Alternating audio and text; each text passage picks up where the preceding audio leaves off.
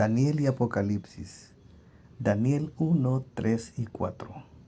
Y dijo el rey a Aspenaz, príncipe de sus eunucos, que trajese de los hijos de Israel, del linaje real de los príncipes, muchachos en quienes no hubiese tacha alguna, y de buen parecer, y enseñados en toda sabiduría y sabios en ciencia, y de buen entendimiento, e idóneos para estar en el palacio del rey, y que les enseñase las letras y la lengua de los caldeos. Los padres de Daniel lo habían educado en su infancia en hábitos de estricta temperancia. Le habían enseñado de que debía obedecer las leyes de la naturaleza en todos sus hábitos, que sus hábitos de comer y beber ejercían una influencia directa sobre su naturaleza física, mental y moral, y que era responsable delante de Dios por su actitud, porque las poseía como una dádiva de Dios y por ningún motivo debía empequeñecerlas o invalidarlas. Como resultado de esta enseñanza, la ley de Dios fue exaltada en su mente y reverenciada en su corazón. Durante los primeros años de su cautiverio, Daniel pasó por una prueba que debía familiarizarlo con la grandeza de la corte, con la hipocresía y el paganismo. En verdad, era una extraña escuela para capacitarlo para la vida de sobriedad, trabajo y fidelidad, y sin embargo vivió sin corromperse por la atmósfera del mal con la cual estaba rodeado. Daniel y sus compañeros gozaron precozmente de los beneficios de la correcta educación y enseñanza, pero estas ventajas solas no habrían podido hacer de ellos lo que fueron. Llegó el tiempo cuando debieron obrar por sí mismos, cuando su futuro dependió de su propia conducta. Entonces decidieron ser fieles a las lecciones recibidas en su niñez. El temor de Dios, que es el principio de la sabiduría, fue el fundamento de su grandeza. El Espíritu de Dios fortaleció cada propósito genuino, cada noble resolución. Al adquirir la sabiduría de los babilonios, Daniel y sus compañeros tuvieron mucho más éxito que los demás estudiantes. Pero su saber no le llegó por casualidad. Lo obtuvieron por el uso fiel de sus facultades, bajo la dirección del Espíritu Santo. Se relacionaron con la fuente de toda sabiduría e hicieron del conocimiento de Dios el fundamento de su educación. Con fe, oraron por sabiduría y vivieron de acuerdo con sus oraciones.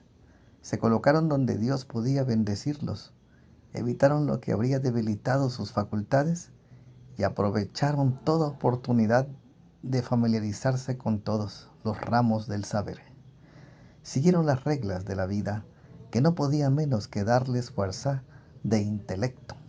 Procuraron adquirir conocimiento con un propósito, el de poder honrar a Dios. Comprendían que a fin de dedicarse como representantes de la religión verdadera, en medio de las falsas religiones del paganismo, necesitaban tener un intelecto claro y perfeccionar un carácter cristiano. Y Dios mismo fue su maestro, orando constantemente, estudiando concienzudamente y manteniéndose en relación con el invisible, anduvieron con Dios como lo hizo Enoc. Daniel capítulo 1 verso 5. Y señalóles el rey ración para cada día de la ración de la comida del rey, y del vino de su beber, que los criase 3 años, para que al fin de ellos estuviesen delante del rey. Una prueba decisiva le sobrevino a Daniel y sus compañeros al empezar su carrera. La orden que se les serviría la comida de la mesa real era una expresión del favor del rey y del interés que tenía por su bienestar. Pero como una porción era ofrecida a los ídolos, la comida de la mesa del rey era consagrada a la idolatría. Y si los jóvenes participaban de la generosidad del rey, se iban a considerar que rendían homenaje a los dioses falsos. La lealtad a Jehová les prohibía que tuvieran parte en semejante homenaje. Ellos tampoco se atrevían a arriesgarse a sufrir los efectos enervantes del lujo y la disposición sobre su desarrollo físico, mental y espiritual. Y fueron entre ellos de los hijos de Judá Daniel, Ananías, Misael y Azarías, a los cuales el príncipe de los eunucos puso nombres y puso a Daniel Belsasar, y a Ananías Sadrach, y a Misael Mesac, y a Azarías Abednego. Y Daniel propuso en su corazón de no contaminarse en la ración de la comida del rey, ni el vino de su beber. Pidió por tanto al príncipe de los eunucos de no contaminarse. El 10 de diciembre de 1871 me fue mostrado nuevamente que la reforma pro salud es un ramo de la gran obra que ha de preparar a un pueblo para la venida del Señor. Está tan estrechamente relacionado con el mensaje del tercer ángel como la mano con el cuerpo. La glotonería en el pecado prevaleciente en esta época, el apetito pecaminoso convierte en esclavos a hombres y a mujeres, entenebrece sus intelectos y entorpece sus sensibilidades morales, hasta un grado de tal que las sagradas y altas verdades de la palabra de Dios no son apreciadas. Las propensiones inferiores han dominado a hombres y mujeres. A fin de estar listos para la traslación, los hijos de Dios deben conocerse a sí mismos.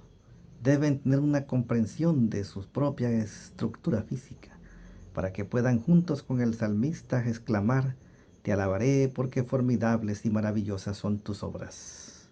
Salmos 139, 14. Siempre deben tener el apetito en sujeción a los órganos morales intelectuales. El cuerpo debe ser siervo de la mente y no la mente del cuerpo.